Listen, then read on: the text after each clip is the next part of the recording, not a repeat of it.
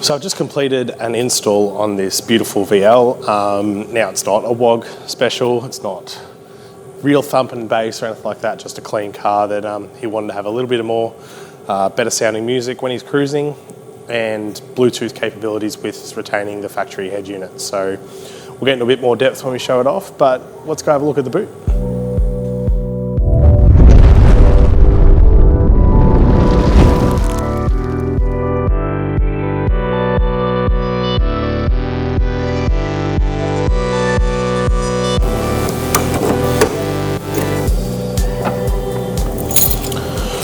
Alright, so the whole boot install is basically designed around the theme of the interior. So just a clean false wall with basically like the door handle equivalent of a subwoofer grill or protector, whatever you want to call it.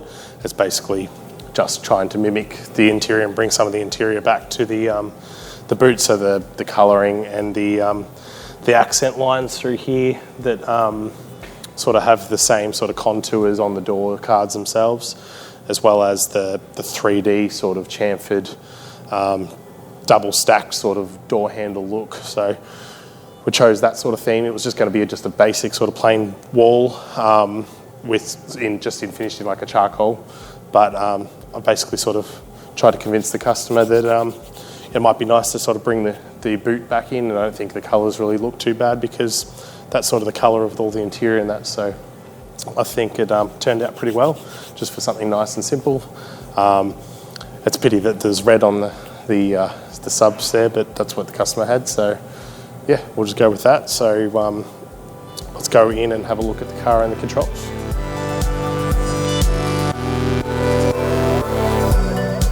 So we're in the car now, so basically nothing appears out of the ordinary. The speakers are up in the dash in this factory 4-inch locations. We went with the 4-inch Hertz Cento Pros, so they sound really good for the size given the space, because he didn't want anything custom built and everything, which I don't blame, because I mean, look at the interior, it's still in really good nick. So basically what we have here is the factory tape deck with radio and all the rest of it, and whatever other little features that it doesn't really have. But anyway, so radio still works.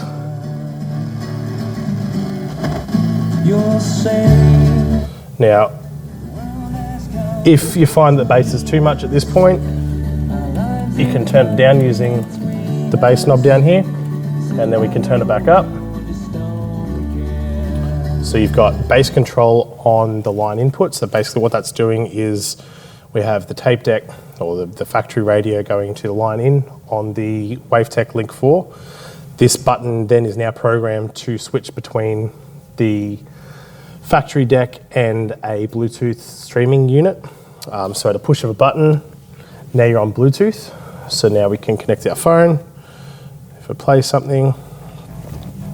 Now, volume control can be done through the phone, but we can set and forget, so we put the phone away.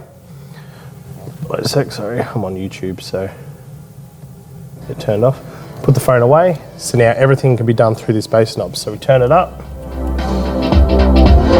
That's volume control. Now if you find there's too much bass, all we need to do is hold this button. Now it's flushing, and now you've got bass control. So we've cut the bass out of that, wait for it to go back. And now it's volume control again with no bass.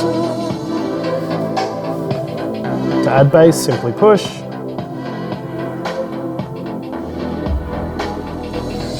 Now you've got bass. Then the push of a button, we're back to radio. So no feature loss, still looks good, sounds good, and get quite a bit of audible volume out of it for such a little speaker system with literally 2 speakers and 2 subs, and it sounds really good for the budget and what the owner wanted to. So he didn't want to go putting in slimline custom door panels or custom doors or even rear speakers, just left it the way it was. So yeah, he's happy with it, and I think it sounds pretty good myself.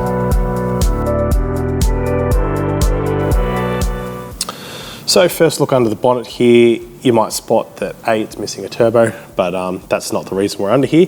So basically, being such an old car, you don't want to go drilling holes and everything, especially if you want to try and keep it in nice nick. So we've custom made a fuse holder bracket or fuse bracket so that it just bolts up to these factory holes here without having to drill a hole in anything and start putting screws and tech screws through stuff. That's why lots of people sort of seem to think that car audios, oh, well, it should take an hour to do that job or something. It's like you can spend hours just custom making a bracket, wrapping it, heat shrinking stuff and custom making brackets and bolting things up. It can take literally 3, 4, 5 times the time it would to do the job. But if you're going to do it, you might as well do it properly. So that's why sometimes it takes a little longer.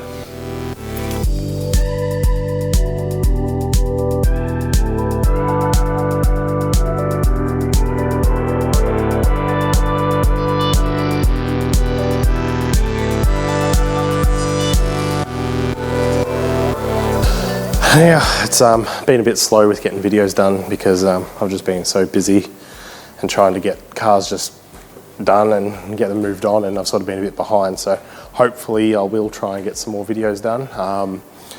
I've recently bought a drone, so if I can get to some locations a bit nicer in the future and stuff, then I'll try and get some drone footage. For now, I just had a quick tinker with this one just to get a few different shots of it finished. And I know it's not the full-blown system and all, something that's really super custom or anything, but I thought it'd be a good opportunity just to try and get it out and get it on some grass and whatnot, and take some bit of drone footage. So I'll post the rest of the drone footage now, and hopefully I'll get some more videos out soon, and I'll see you in the next one.